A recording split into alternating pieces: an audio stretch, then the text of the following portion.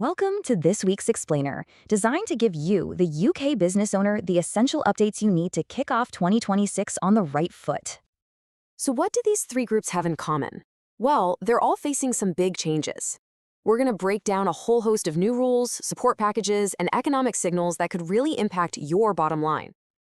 Okay, here's how we're going to tackle it. First, the stuff you have to do. Then, the opportunities you can grab. After that, we'll zoom out to get a feel for the bigger picture, and we'll wrap up by looking at what's coming down the track. Right, first up, rules you need to know. Let's get the legal stuff out of the way, especially for anyone who owns or manages property.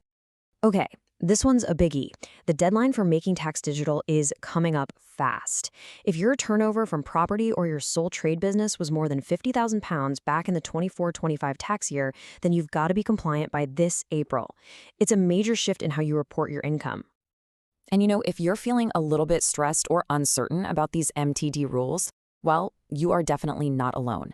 The latest surveys show this is a really widespread concern, so don't be afraid to get some advice and find the right software to make it easier.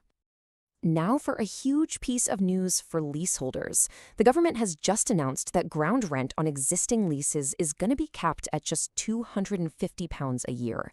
This is a massive change, really. And that cap, it's actually just one piece of a much bigger puzzle. We're talking about a whole package of reforms here. Things like banning the sale of new leasehold flats and making some pretty fundamental changes to give leaseholders a lot more security and control. So you'll hear this word common hold being thrown around. What does it actually mean? Well, think of it like this. It gets rid of the traditional landlord-tenant setup. Instead, everyone who owns a flat in the building gets a share in the ownership of the whole building and makes decisions together. It's a real shift in power. Okay, so we've covered the rules you must follow. Now for the good bit. Let's look at the new support you can actually get. This is great news for the hospitality sector. If you run an eligible pub or live music venue in England, you're in line for a 15% discount on your business rates bill for the next financial year. That could be a huge help. So, does your place qualify? The rules are pretty specific. They're really targeting what you'd call a traditional pub. Let's just quickly run through the checklist to see if you tick the boxes. And just as importantly, let's be super clear about who doesn't get this particular discount. It's not for restaurants, cafes, hotels, or nightclubs.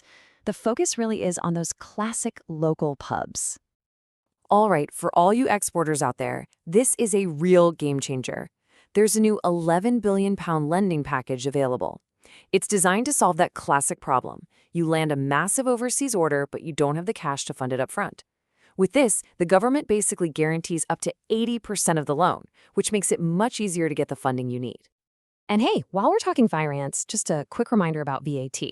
If your turnover is under £150,000, the flat rate scheme might be worth looking into. It can really simplify things. Instead of tracking the VAT on every single purchase, you just pay a fixed percentage of your total sales to HMRC. It's a trade-off, for sure, but it can save a ton of admin. Okay, let's zoom out a bit. We've talked about rules and support, but what's the general mood out there? What's the vibe for UK businesses heading into 2026? Well, the latest data paints a pretty challenging picture, to be honest. Business confidence has actually fallen for 6 quarters in a row. It's now at the lowest point it's been since late 2022. So the big question is, why? What's causing this slump? Well, when you ask business leaders, two things come up again and again: the tax burden and regulation. As you can see, a massive 64% are pointing to taxes as a major challenge right now. But behind all of these numbers and charts, there are real people running real businesses. And this quote from the British Beer and Pub Association about that rates relief, it just shows how much of a difference targeted support can make on the ground. It's a genuine sigh of relief. However, and this is a big however, it is not all doom and gloom, not by a long shot. There are definite bright spots. Businesses are actually feeling cautiously optimistic about sales picking up this year, especially on the export front. It shows a real sense of resilience. All right, for our final section, let's look ahead. What are the big conversations and changes that are going to shape the rest of the year? And, crucially, where can you get involved? AI. It's everywhere, right? Well, the Financial Conduct Authority has just launched a major review into it. Now, they're not proposing new rules just yet, but they're asking everyone in the industry for their views on how this technology is going to change everything. And speaking of having your voice heard, here's a huge opportunity. The Low Pay Commission is literally going on a tour of the UK to hear directly from employers and workers about how the national minimum wage is affecting them in the real world. They're visiting all these places throughout the year. This is your chance to have a direct line to the people who advise the government on wage policy. It's a genuine opportunity to share what's really happening in your business. And that brings us to the end. We've covered new tax rules, big property reforms, targeted financial support, and the current business mood. It all boils down to this one crucial question for you to take away.